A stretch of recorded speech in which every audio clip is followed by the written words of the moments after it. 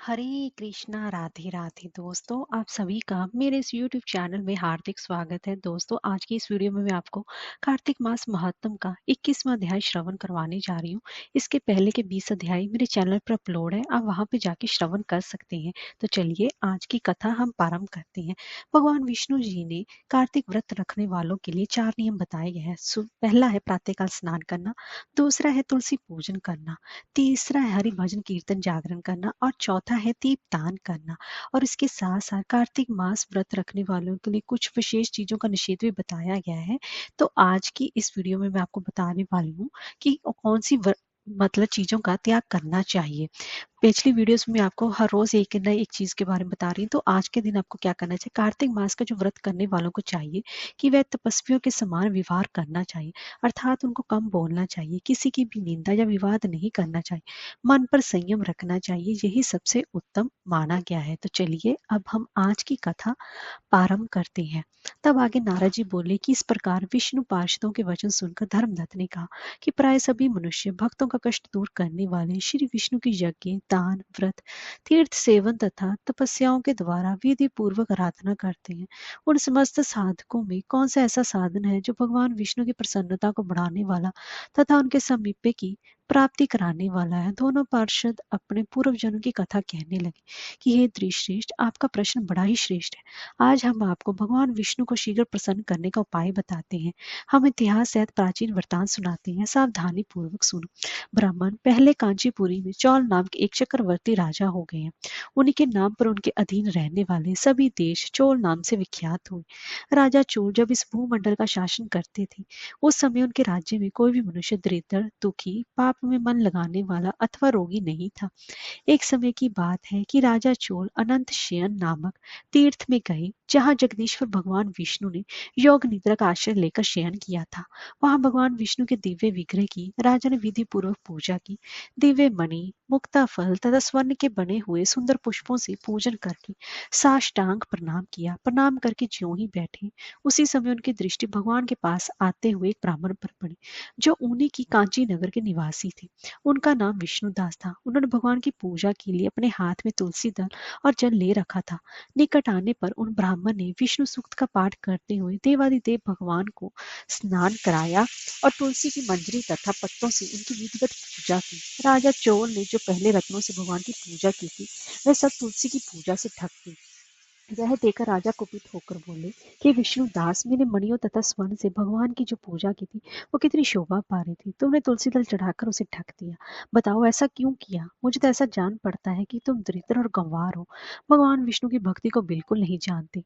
राजा की ये बात सुनकर दृश्यश्रेष्ठ विष्णुदास ने कहा कि राजन, आपको भक्ति का कुछ भी पता नहीं है, केवल राजलक्ष्मी के कारण आप घमंड कर रहे हैं। तो बताइए, तो आज से पहले आपने कितने वैष्णव व्रतों का पालन किया है। तब नृपश्रेष्ठ चोल ने हंसते हुए कहा, तुम तो दरिद्र और निर्धन हो, तुम्हारी भगवान विष्णु में भक्ति ही कितनी है। तुमने भगवान विष्णु को संतुष्ट करने वाला कोई भी यज्ञ और दान आदि नहीं किया, और ना ही पहले कभी कोई देव मंदिर बनवाया है। इतने पर तो तुम्हें अपनी भक्ति का इतना गर्व है। अच्छा, तो ये सभी ब्राह्मण मेरी बात सुन ले। भगवान विष्णु के दर्शन पहले मैं करता हूँ, ये ब्राह्मण।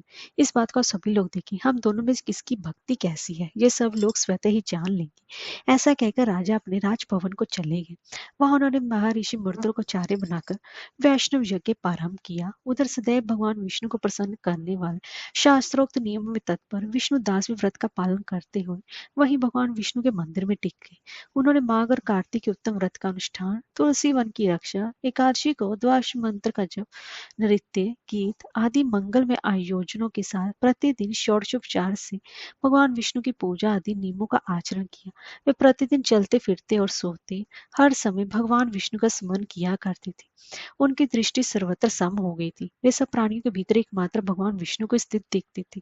इस प्रकार राजा चोल और विष्णुदास दोनों ही भगवान लक्ष्मीपति की आराधना में संलग्न थे। दोनों ही अपने अपने व्रत में स्थित रहते थे और दोनों की ही संपूर्ण इंद्रियां तथा समस्त कर्म भगवान विष्णु को समर्पित हो चुके थे। इस अवस्था में दोनों ने दीर्घ काल व्यतीत किया। और इसके बाद पार्षदों ने कहा कि एक दिन की बात है कि विष्णुदास ने नित्य कर्म करने के पश्चात भोजन तैयार किया, किंतु कोई छुपकर उसे चुरा ले गया। विष्णुदास ने देखा भोजन नहीं है, परंतु उन्होंने दोबारा भोजन नहीं बनाया, क्योंकि ऐसा करने पर सायंकाल की पूजा के लिए उन्हें अवकाश नहीं मिलता। अंततः प्रतिदिन के नियम का भंग हो जाने का भय था। दूसरे दिन पुनः उसी समय पर भोजन बनाकर वे ज्यों ही विष्णु भगवान को भोग अर्पण करने के लिए गए, त्यों ही किसी ने आकर फिर सारा भोजन हड़प लिया। इस प्रकार 7 दिनों तक लगातार कोई उनका भोजन चुरा कर ले जाता रहा। इससे विष्णुदास जी को बड़ा ही विस्मय हुआ। वे मन ही मन इस प्रकार विचार करने लगे, आओ, कौन प्रतिदिन आकर मेरी रसोई चुरा ले जाता है। यदि दोबारा रसोई बनाकर भोजन करता हूँ तो सायंकाल की पूजा छूट जाती है। यदि रसोई बनाकर तुरंत ही भोजन कर लेना उचित हो तो मुझसे ये ना होगा, क्योंकि भगवान विष्णु को सब कुछ अर्पण किए बिना कोई भी वैष्णव भोजन नहीं करता। आज उपवास करते मुझे 7 दिन हो गए। इस प्रकार मैं व्रत में कब तक स्थिर रह सकता हूँ।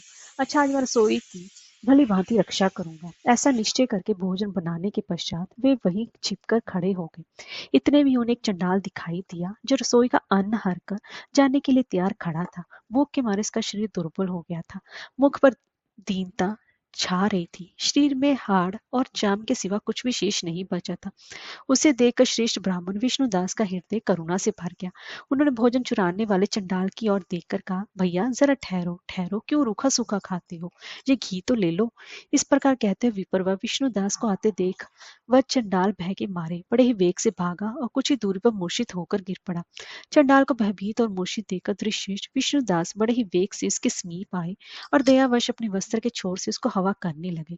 तदनंतर जब वह उठकर खड़ा हुआ तब विष्णुदास ने देखा वहां चंडाल नहीं है, बल्कि साक्षात नारायणी शंख चक्र और गदा धारण किए हुए सामने उपस्थित है। अपने प्रभु को प्रत्यक्ष देकर विष्णुदास सात्विक भावों के वशीभूत हो गए। वे स्तुति और नमस्कार करने में समर्थ ना हो सके। तब भगवान ने सात्विक व्रत का पालन करने वाले अपने भक्त विष्णुदास को छाती से लगा लिया और उन्हें अपने जैसा रूप देकर बैकुंठ धाम को ले चले। उस समय यज्ञ में दीक्षित हुए राजा चोल ने देखा कि विष्णुदास एक श्रेष्ठ विमान पर बैठकर भगवान विष्णु के समीप जा रहे हैं। विष्णुदास को बैकुंठ धाम में जाकर देखकर राजा ने शीघ्र अपने गुरु महर्षि मृदुल को बताया और इस प्रकार कहना आरंभ किया, जिसके साथ स्पर्धा करके मैंने इस यज्ञ दान आदि कर्म का अनुष्ठान किया, वह ब्राह्मण आज भगवान विष्णु का रूप धारण करके मुझसे पहले ही बैकुंठ धाम को जा रहा है। मैंने इस वैष्णव धाम में भली भांति दीक्षित होकर अग्नि में हवन किया और दान आदि के द्वारा ब्राह्मणों का मनोरथ पूर्ण किया, तथा भी अभी तक भगवान विष्णु मुझ पर प्रसन्न नहीं हुए और इस विष्णुदास को केवल एक भक्ति के कारण श्री हरि ने प्रत्यक्ष दर्शन दिया। अंत जान पड़ता है कि भगवान विष्णु केवल दान और यज्ञों से प्रसन्न नहीं होते, उन प्रभु का दर्शन करने में भक्ति ही प्रधान कारण है। दोनों पार्षदों ने कहा। इस प्रकार कहकर राजा ने अपने भांजे को राज सिंहासन पर अभिषिक्त कर दिया। वे बचपन से ही यज्ञ की दीक्षा लेकर उसी में संलग्न रहते थे, इसलिए उन्हें कोई पुत्र नहीं हुआ था। यही कारण है कि उस देश में अब तक भांजे ही राज्य के उत्तराधिकारी होते हैं। भांजे को राज्य देकर राजा यज्ञशाला में गए और यज्ञ कुंड के सामने खड़े होकर भगवान विष्णु को संबोधित करते 3 बार उच्च स्वर में निम्नांकित वचन बोले, भगवान विष्णु, आप मुझे मन, वाणी और शरीर और क्रिया के द्वारा होने वाली अविचल भक्ति प्रदान कीजिए। इस प्रकार वह कहकर वे सबके देखते देखते अग्नि कुंड में कूद पड़े। बस उसी क्षण भक्त वत्सल भगवान विष्णु अग्नि कुंड में प्रकट हो गए। उन्होंने राजा को छाती से लगाकर एक श्रेष्ठ विमान में बैठाया और उन्हें अपने साथ लेकर बैकुंठ धाम को प्रस्थान किया। नारद जी बोले कि हे राजन, जो विष्णु दास थे वे तो पुण्यशील नाम से प्रसिद्ध भगवान के पार्षद हुए।